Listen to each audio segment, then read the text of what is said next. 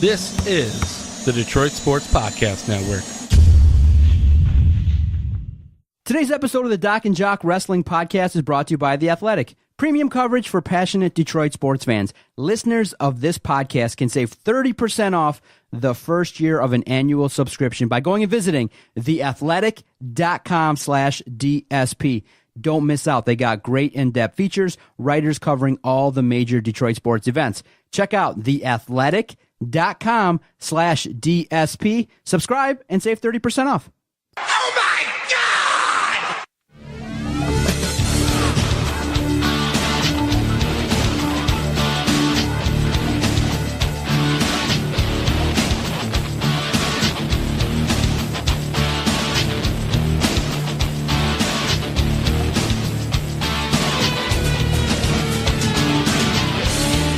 Welcome into the Doc and Jock Wrestling Podcast. This is episode 48. Almost at 50. Almost at 50. Almost 52. 52 means we've been doing it for a whole year. Just about there. Tons of news and notes for you. And when I say a ton, I mean very short. It's actually official. Somebody has retired. On top of all that, two massive wrestling organizations have been talking in surprise meetings. So we're going to cover that news and notes. You know we're going to cover Smackdown. We're going to cover Raw. We just had a pay-per-view. Hell in the Cell just took place. We're going to do a quick recap of that. Also, we're going to discuss calling the card and who's the big winner. Looks like there might be a changing of the guard here. So we're going to touch on that. And when I say we, I do mean the one, the only. He is the Doc, John Macaroon. What's up, cuz?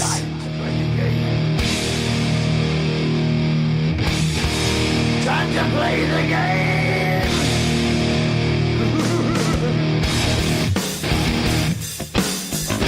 That was perfect timing. Yeah, buddy. The game is here. I'm ready to break down Hell in a Cell. A great week of wrestling. It was fun. Hell in a Cell, the new red cell. Let's start with that. What did you think of Hell in a Cell with the bright red looking? A lot of people on Twitter did not like it. Yeah, I wasn't a huge fan. You know, it makes it really hard to see when you're watching it on television. There's too much going on. And I guess the reason for the new red cell is most of it's rubberized now. Yeah. It's a way to help protect the wrestlers. Exactly. It's not the steel cage like it used to be or the chain link fence like it used to be. So it's all kind of covered in rubber now to help protect the guys and the girls. So What'd you make of Hell in a Cell? I thought it was okay. I thought this was one of the better pay-per-views so far this year. It had a lot of very good matches. I just feel like it had a giant turd at the very end. Exactly. To have a Hell in a Cell pay-per-view end in a no contest, Hell in a Cell is supposed to indicate that you have a winner. So Yes. for that to happen, and the other part that ruined it too was, you know, there was a spoiler. Somebody on Twitter had mentioned that Brock was just freely walking all over the place. So I'm like, oh, if Brock's there, he's in the building, so he's going to do something. I thought maybe that there would be some kind of epic swerve or something like that. But, I mean, it wasn't surprising. It took the sting out of the surprise when everybody was reporting, oh, Brock's there. It's like, come on, you got to hide it better. Do a much better job of keeping the surprise so that all the marks that are paying attention don't know about what's going to It would have happen. been totally better if it was kept hush-hush and you had no idea he was going to show up, and then all of a sudden his music hits and you're like, wait, what the hell? Yeah. Jeff Hardy took the epic bump from off the cage. That was scary. Now, they tried to sell it like it was real, but you could tell the more they replayed it that table did a great job of cushioning the fall. He fell perfectly. It was a great long match, a long open. I was surprised. Really I thought bloody. that match would be a shorter match, but no, it was almost a half hour, and Randy Orton got the win. But the way they made it seem at the end was a little bit herky-jerky, but it was a decent match to kick off Hell in a Cell. I see Jeff Hardy getting written off TV here. I expect him to come back as something new, as a different character. So I'm really interested to see what's going on with him and his character development. You have to realize the Hardy brothers are exceptional at transforming and evolving their gimmick. So it's going to be fun to see what Jeff Hardy comes back as, and I hope he's healthy when he comes back. So you got to see it. I did. Becky Lynch pinned Charlotte. Oh, I was How hard so did you mark excited. out? Huge. Oh, man, I was so excited. You have no idea. You ended up tweeting me, and I couldn't even tweet back because I was so pumped. I was running around the house. It was like when John Cena came out for Royal Rumble 2 years ago, and I picked my wife up and I gave her an attitude adjustment. It's about time. It's kind of interesting that you went that way by taking the belt off of Carmella, giving it to Charlotte, when you could have probably just not had Charlotte get another title reign, just have, Becky Lynch take it off of Carmella. But I could see where you get this whole feud. Now, it's going to continue for a couple more pay-per-views. Right. The one thing I will say is it reinvents Becky's character. Yeah. And if you watch SmackDown the other night, as she was beating the tar out of Charlotte, that crowd was so behind her. So behind her. It's like, I haven't seen something like this since Stone Cold Steve Austin. Like Stone Cold Steve Austin, when he started, he wasn't a white meat babyface. He was this gray character, right? Yeah. You weren't real sure. He was anti-authority, and he ran amok with Vince McMahon, and it reminds me of him so much, but it's different all at the same time, and I absolutely love it. And I love the fact that she doesn't take shots at the crowd anymore. Right? Do you know what I'm saying? And that was the one thing that absolutely drove me nuts when she came out. After she had turned heel, she sat there, she took a shot at the crowd. There was no need. And even after she took the shot at the crowd stayed with her and stayed behind her. And they revamped this. And I love the direction it's going. And I love that she's had this little bit of a heel turn. Because I don't want to say it's full-blown. But she had this heel turn, and I love that she's over on Charlotte. It's so good. I love seeing the next match, McIntyre and Dolph Ziggler pinning Seth Rollins and Dean Ambrose. This feud can go on because they've had, and when you have these feuds and you have tag teams, you can have these singles matches intertwined. And for the last few months, you've had, McIntyre taking on Rollins and McIntyre taking on Dean Ambrose and Ziggler and Rollins, Ziggler and Dean Ambrose. All the matches have been really quality, and what a great feud. I really enjoyed it. I thought it was the match of the night. Drew McIntyre, Dolph Ziggler defeating clean pin Seth Rollins and Dean Ambrose. Yeah, match of the night. Match of the night, it was awesome.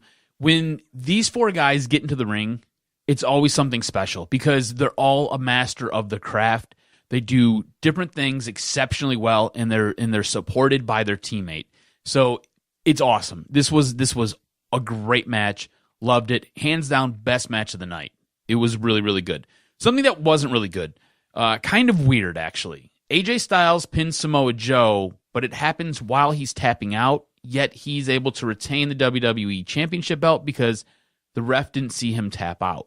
I didn't like that. That's not what you do with AJ Styles. Very convoluted, right? I don't like controversy with AJ Styles. It doesn't seem right. Like, why would you want him to tap? Okay, Samoa Joe is a killer. We already know this. We already know that he can get him into several submission moves that could make him tap out. But why add controversy to it to extend the feud? Why not just have, Samoa Joe get DQ'd? Why not have him just say, look, I'm going to forego this match? If you're going to continue the feud, have Samoa Joe get one over and say, look, I'm going to sacrifice short-term success, maybe set the scene for another match because you already know they're going to fight again. If you're not going to end the feud at this pay-per-view, just say, hey, I'm going to destroy AJ Styles and just send him through tables and send him through stuff. It's called Hell in a Cell. If you wanted to extend the feud, just have Samoa Joe just absolutely destroy AJ Styles. To add this controversy, why are you having the quote-unquote heel kind of get favored by going, oh, the heel got screwed? Yeah. The heel gets screwed is not typically what we see in wrestling, right? The heel getting screwed? Normally, honestly, when we were discussing this last week, I thought for sure this was going to go the direction you were just talking, but it was going to be AJ Styles completely losing it. How many times can you sit there and threaten a man's family or call a man's family out before that man goes ballistic, right? We all would understand and we would all reason AJ Styles losing his mind, slamming Joe through tables, slamming him through announce desks, slamming him through steel chairs and metal steps. We all would understand it. And if AJ got disqualified because of that, I think we would all say, okay, he doesn't lose his belt. We get it. And if Joe would come away with it after being bludgeoned, just smiling and smirking because he knows now he's in AJ's head and he's pushed the man to his limit, I think that creates a more interesting story that you can then unfold over the next couple weeks as you make your push to your next 19 major events and shows that you've got going on that this feud is going to take place at. Now, what was disappointing is that everyone was excited for The Miz and Maurice to take on Brie and Daniel Bryan. But here's the problem. Maurice and Brie didn't bring it. They didn't really show up and do the job. And we've seen them both in their prime. And what we saw in that matchup was kind of an match. You had The Miz and Maurice win, which was nice to see. It was a good move by Maurice. I mean, obviously it's a roll-up. I don't like it. But I just kind of was left feeling disappointed in that Maurice and The Miz won, but the match didn't live up to the hype. Yeah, you know what it's reminding me of? It reminded me of what we got on SmackDown. Yeah. The week prior or earlier that week. again, not very good. This was a match that had a huge build. At some point, Daniel Bryan's got to get a win here, right? Because he's been taking L's to The Miz now. At some point, it's got to trade places, and DB's got to get a W. What'd you make of the Alexa Bliss Ronda Rousey match? Really interesting dynamic, playing up the fact that Ronda had injured ribs, and Alexa really took the bumps. She really had to do the work in a match like this, and it was Ronda's longest match to date. But in the end, a lot of the fans were like, wait a minute, you have this Alexa Bliss, and she's a great wrestler, and she's got to put in all this effort to make Ronda Rousey look good. That's not what you want your women's champion, especially in the women's revolution. It's about perception, right? And the women's revolution is about wrestling. It's about women being treated equally. And so in that sense, it is kind of, hypocritical of the WWE to put the belt on Ronda Rousey, who's a star but can't wrestle. Right. The woman right now that deserves to be the top of the company on Monday Night Raw is Alexa Bliss. She should be the champion, but you give it to Ronda Rousey because why? She's a name. She's getting better. The movesets are getting a little bit more crisp, but she's not at the level of an Alexa Bliss. She's not even at the level right now of a Nikki Bella. She's a big name with an appearance, and she appears and presents herself as a badass, but as a well-rounded superstar. If you're going with, evolution, women's evolution, not calling them divas anymore, the women's evolution needs to have Alexa Bliss being the champion. Yeah, this is what we talked about when Ronda came in and they strapped this rocket to her back. Was she going to be able to perform at the level that she's expected to perform at day in, day out, week in, week out? And she's not there yet. She's not there yet. She's done a good enough job. She could have been packaged like the Riot Squad. Just show up in just random matches and just say, I'm here. I'm not following any rules. I'm just going to interrupt whenever I feel like it. I'm looking for a fight, and kind of take it slow. You didn't have to put a rocket ship on and give her the belt. Right. She just, when she shows up, is an appearance. Pop. Boom. Talking. Vignettes. Have her showing up and just being in the arena and having the kind of little bit of like an NWO feel. Like, what is she going to do? Maybe just pick on maybe have somebody that she chooses to kind of be her sidekick. Have somebody like a Natalia, but also maybe be a little bit more of like kind of where Becky Lynch is right now. A little bit more of that badass and things like that. But right now, she's the wrestling champion, but can't really wrestle that great. I think you're spot on when you say she should be doing the vignettes. Get her comfortable behind the camera and talking on mic in a much more comfortable setting, more staged. Surprise stuff, yeah. Right. If you don't like it, you can cut it and edit it, and you can piece it together. Now, wouldn't it be great? Boost her character that way. You can even steal from the past. Wouldn't it be great? You have Ronda Rousey throw one of the Riot Squad up against a trailer in the back there, just running roughshod, saying, "Here I am, I'm looking for a fight." That'd be kind of cool. Yeah. Some spray paint. You could kind of steal from the NWO. Nobody would care. Just kind of do it that way. But now she's in there. Now she's like, how do you do an open challenge? Duh, you don't watch TV. You show up and ask someone to come out to the ring. Right. Don't you watch the product that you're a part of? Yeah. How do I do an open challenge, guys? Do I just walk out there and ask somebody? It's like, come on, man. Do it right. Yeah, not good. Other things that aren't good. The giant turd of the night. Roman Reigns and Braun Strowman, they're in the ring. They're wrestling around. They're beating the crap out of each other. Dean Ambrose, Seth Rollins come out to sit there and kind of try to shoo away Drew McIntyre and Dolph Ziggler. That ends up breaking down around the ring on the outside and above the ring. Inside the ring, Strowman and Reigns are laid out because of one crucial spear through a table. Mind you, Roman Reigns and Braun Strowman go through tables left and right all the time, but whatever. They're laid out for like 10 minutes. Next thing you know, Brock Lesnar's music hits. No surprise there. Paul Heyman comes out.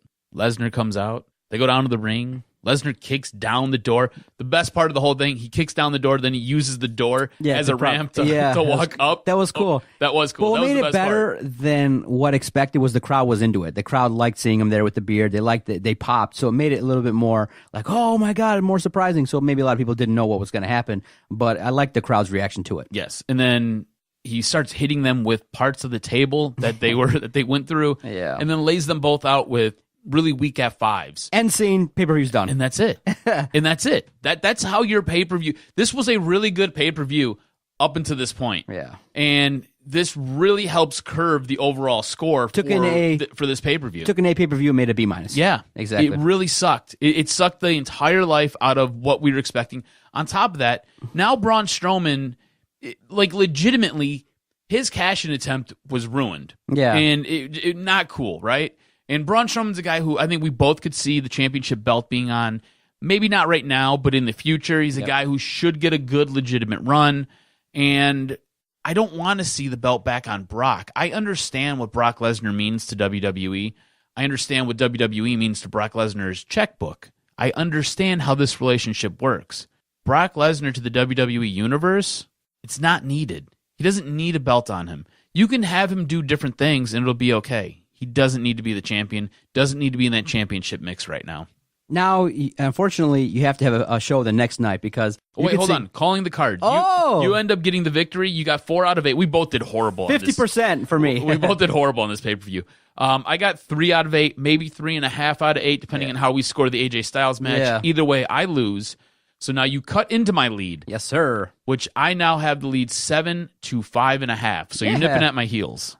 Now we go to another event the next night, and you could tell a little bit that they were trying to just get through it. It was a decent Raw, not too bad, but all in all, it's just kind of one of those days where you just kind of wish there wasn't a show. Yeah, Hell in a Cell is a pay-per-view where it takes a lot out of your body, and you got to lay it all on the line. And you've seen the bloodbath that happened with Randy Orton and Jeff Hardy, right? So all these guys went through a war. So when they show up on Monday, all just a tad slow, just a little bit slow. Yes. This show really helps set up what's coming down the pipeline, though. It opens with an announcement that Brock, Braun Strowman, and Roman Reigns will fight in Saudi Arabia on November 2nd at the Crown Jewel. That's what they're calling this pay-per-view. That's a Friday. It's going to be another one of those Friday mid-afternoon type of things. I also believe Strowman and Reigns will be fighting at the Super Show in Australia, and that will be for the WWE Championship. Also, Baron Corbin comes out and makes a match for himself. Since he's in charge, he can do these things, and he challenges Roman Reigns for the WWE Championship belt later on that evening. So, normal, 10, 15-minute promo segment sets everything up for what's coming down the pipeline later on. This, in the next couple months, also sets up what's going to happen later on tonight. Best match of the night, and it's a little bit of a repeat of what we got the night before, when Drew McIntyre ends up pinning Dean Ambrose. Solid TV match. They both worked hard. The reincarnation of Dean Ambrose as a badass has been awesome. He looks the part now, and we want to see him wrestle. That's just great. And to have Drew McIntyre win, he's got the physique. He's so agile. He's just a great guy to watch in the ring, and I thought it was the match. Does it equate to Jock's match of the week? Do you recognize Drew McIntyre defeating Dean Ambrose as Jock's match of the week? I can only pick one, right? Yes. Can only pick one. It is a very, very, very close second. Very close second. Not match of the week. And I will tell you later on which one is my match of the week, and I will tell you why. But I will say this about Dean Ambrose. Since he's come back, he's reinvented his style in the ring. Yes. It looks much more believable. I love this new character of Dean Ambrose. Yes. I love Drew McIntyre. I love Drew McIntyre when he was in Impact. I love him here in WWE. I like him being the stone cold killer badass that he is. So you popped when Nia Jax came back, huh? No. I was like, oh, okay, cool. Nia Jax is back. Exactly. In our rundown, I've got, so Nia Jax is back. Let's move on. Exactly. So yeah, like we said, Ronda Rousey comes out and is like, oh, what's an open challenge to back to the girls? She comes out there and Natalia's music plays, and it's kind of a swerve, kind of what we thought maybe what could happen. But no, that did not happen. The Riot Squad kind of came out and said, look, this is what you made us do. And they come down, and then the Bellas come for the rescue. And that's how they played that out. But what'd you make of that? Decent segment. It's entertaining. I get what they're doing. Yes. I get where they're going with it. And they're trying to set this up for what's going to take place at, I believe, the Super Showdown. Yes. And that's what all this is. Yep. It's just, you're building towards another storyline. Okay. No big deal here. What did you think of the main event where Roman defeated Baron Corbin? It was an okay match. Look, both these guys aren't the guys to help carry a match. They're both really good number twos. If you put them in there with a number one, the match looks incredible. You put 2 number twos in there, the match looks good. It's okay. Gotcha. What I find interesting is there's always a lot of noise. Always a lot of noise. Roman Reigns, Dean Ambrose, Seth Rollins, Drew McIntyre, Dolph Ziggler. These guys they just seem so intertwined. So when one guy's having a match, it feels like the other two guys are coming out. Yeah, exactly. It's just there's always noise. Just a match and a clean finish would be fine for this feud to continue. A match with a result like we had at the pay-per-view would be okay. Right, exactly. Overall, I thought Raw was okay. I don't think it was great. I don't think it was. It felt like you said. It felt like it was a step behind. And I think it was just because these guys were tired from the night before. What made it cool for me was seeing an Undertaker promo. Now, he's not the same in terms of the speed at which he delivers a promo, but his entrance always makes you stop and watch. Andrea was like, oh, man, I wish I had a chance to see an Undertaker entrance. And she's like, oh, that's not fair. He's been showing up the last couple weeks. But his entrance is really cool. Promo was just a little bit too long. But it would have been cool maybe at that point to have Triple H just stand there at the ramp. And that's it. You got to kind of now probably in the next coming week, maybe next week's Raw, you're probably going to have them together. Face to face, that's it. Exactly. Yeah, so Triple H is going to be in, or HBK is going to be in Triple H's corner. Kane is going to be in the Undertaker's corner. Ooh. Does this not feel like it's like 1995 all over again? Exactly. It was good to hear a promo from the Undertaker, and that's what made it a little bit better. But yeah, it was okay Raw after pay-per-view. Yeah. What'd you think of SmackDown? SmackDown, I thought, had some really, really good stuff. Man, when you got some of these talented individuals that wrestle each other now, the matches are better. And in that 2-hour time frame, holy cow, when you have AJ and Almas having that kind of a match, you just kind of feel like, man, you give it to me for free. Thank you. That's my match of the week. Yeah. That was my match of the week. And that happened later in the show. Yeah. That was my match of the week. AJ and Almas put on an incredible match. That's what having AJ Styles and an up-and-comer like Almas can do for you. Yeah. Wow. This was one of those matches that you could see on pay-per-view. Yes. You have Zelina Vega on the outside, and she's getting involved. It ends with a crazy Styles clash. I wasn't sure if Almas got hurt at the end because he grabbed his face immediately. Yeah. So I wasn't sure if maybe he ended up smacking his face on the mat or not. But then all of a sudden, Samoa Joe comes out and starts roughing up AJ, and AJ fires back on him. Joe's exiting through the crowd, and the ref's grabbing AJ, and like, you got to get back in the ring, separating them. It did a great job. It was not just a quality, awesome match. Like, if you had to rank it out of 5 stars, you were probably giving it 4, maybe 4.5. It was a TV match, but it was really, really good. And then you have the crossover with Samoa Joe coming out to really help fuel the rest of this story that's ongoing. So you've got 2 different ways you can go with this, and it was done so well. They did such a great job with it. Now, the funny thing is, I called the Rusev-Aiden English split for Hell in a Cell. They did it on SmackDown, so they just waited a couple days to tease the doc. But it seems like their split is all but complete. He said some pretty nasty things about Lana, who then gets upset and goes tells Rusev. Aiden English-Rusev feud could be fun. I think Rusev will go on to destroy him, but I think Aiden English can get some rub off of a good feud, maybe kind of showcase his personality in a feud versus Rusev. And then Rusev takes on Nakamura for the U.S. title. Does he walk away with the title? No, Nakamura wins. Yeah, look, the way this whole thing's set up, I absolutely loved it. And what I think you're going to see here is you've got Aiden English, who attacked Rusev at the very end of that match and beat the living crap out of him with the microphone. The thing that I think is going to be awesome here is Aiden English is going to go on to be this badass heel, which is going to be really good for his character development. And I think Rusev becomes a face. Yes. And I think that's good for his character development. So I think this split happens at the right time. They did a really good job teasing it. They did a really good job building to this. And I think this works out for everybody involved. This is going to be awesome because Rusev now is so over with the crowd. And a lot of it is because of what Aiden English was saying. It is because of him. You know, he was the one who came up with the whole Rusev Day thing. And Aiden English wants his credit. And this is going to be good for him because he gets to go on to be this deviant heel. It's going to be awesome. Now, we get to the end of the show. It was teased. I knew you were excited. What did you think of the Becky Lynch coronation? Dude, I love her so much. Like, you don't even understand. Like, she is probably my favorite person on the roster, on both rosters.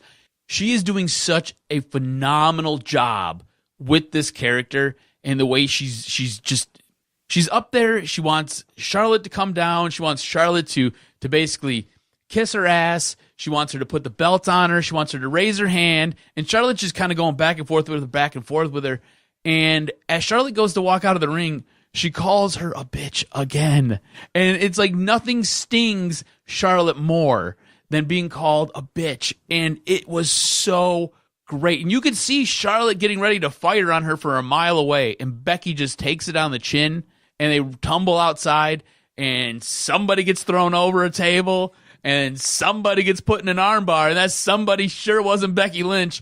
It was awesome, man. I love this character of Becky Lynch, and I love the crowd being so into her.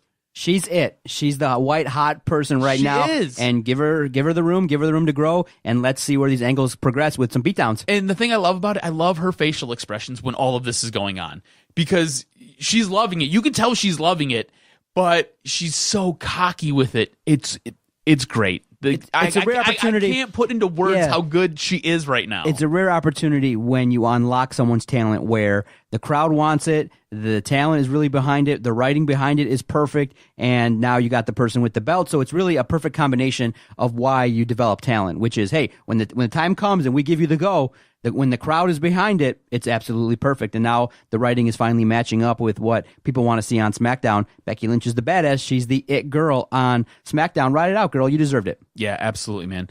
She's this is one of those things, like you said, it's like a culmination of storms taking place at the right time.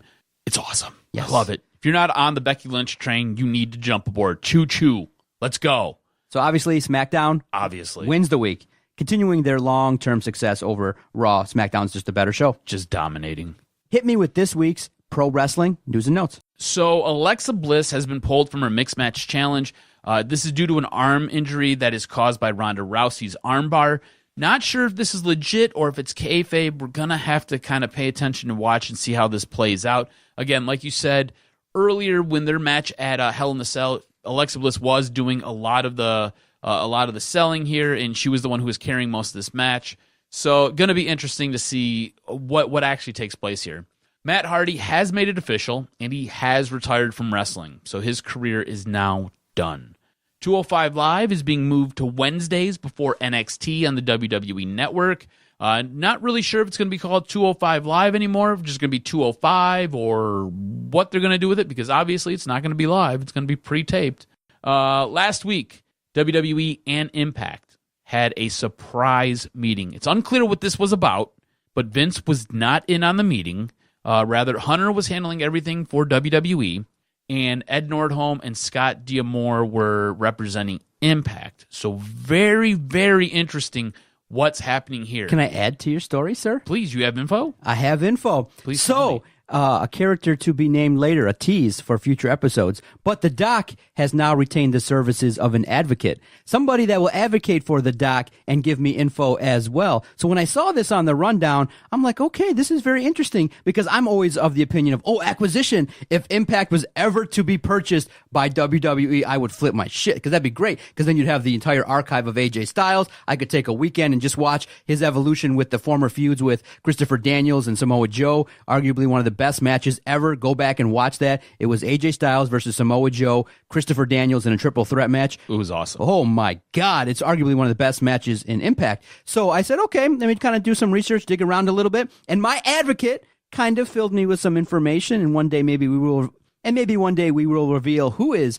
my advocate. But this advocate maybe had told me that in the past, these meetings had taken place in regards to the agreement that WWE has with Impact in regards to the use of old archival footage in the past for the use on the WWE Network for their specials, because on the network, they have some great content that is also being featured from the past, from Impact. And so this meeting is not as big a deal as I would have liked. I was going to pop if they were going to come back and tell me, there was an acquisition in charge. But what likely is happening is they're going to continue that agreement with a little bit more content from Impact being shown on WWE Network specials. These things have to get worked out in terms of how much money is used, how much footage, what footage. And so this meeting likely, from my advocate, is likely not that big of a deal, but it is to continue the open dialogue and the working agreement between WWE and Impact in regards to footage being utilized. Next time you talk to your advocate, ask him if we'll ever see an exchange of talent, guys crossing over from Impact coming to WWE, and WWE guys going to Impact. I think that would be awesome. I think it'd be really interesting if they do that. The advocate for the DOC is a very talented individual, and one day maybe we'll reveal it. But for now, he'll remain a secret. My advocate, super talented advocate of the DOC. He'll make his appearance one day, and we'll see when it is. But for now, we'll tease it. The Doc has an advocate. But this meeting, I did get some information on it. It's about footage, trading of footage. Awesome. That's interesting. I'm glad you could kind of flesh that out for me. No problem. I'm glad you could fill me in. Yes, sir. That's awesome. Great podcast, sir. Always enjoy the week of wrestling. If you enjoy this podcast and you like the other content on the network, go visit DetroitSportsPodcast.com. Definitely check out Adam on Twitter at AdamRSTROZ. Follow the network at Detroit Podcast. If you're watching a show and you want to leave us a voicemail during any of the pay-per-views, any of the Raw, Smackdowns, definitely we'll play it here on this podcast as well. 248-579-8686. Feel free, give us a reaction. We'll play some of the best definitely throughout the week. For the Jock, Adam Strozinski, I'm John Macaroon. Thanks for tuning in to the Doc and Jock Wrestling Podcast.